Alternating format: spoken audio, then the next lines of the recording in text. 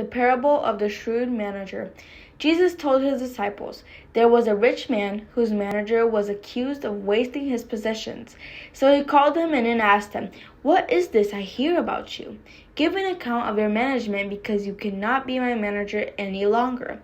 The manager said to himself, "What shall I do now? My master is taking away my job. I'm not strong enough to dig, and I'm ashamed to beg. I know what I'll do so that when I lose my job here, people will welcome me into their houses." So he called in each one of his master's debtors. He asked the first, "How much do you owe my master?" 900 gallons of olive oil, he replied. The manager told him, "Take your bill, sit down quickly, and make it 450. Then he asked the second, "How much do you owe?" 1,000 bushels of wheat, he replied. He told him, "Take your bill and make it 800. The master commended the dishonest manager because he had acted shrewdly.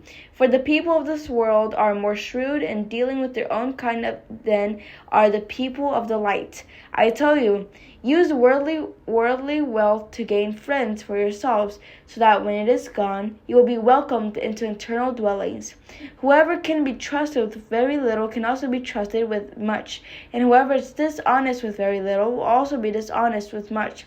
So if you have not been trustworthy in handling worldly wealth, who will trust you with true riches? And if you have not been trustworthy with someone else's property, who will give you property of your own? No one can serve two masters. Either you will hate the one and love the other, or you will be devoted to the one and despise the other. You cannot serve both God and money." The Pharisees who loved money heard all this and were sneering at Jesus.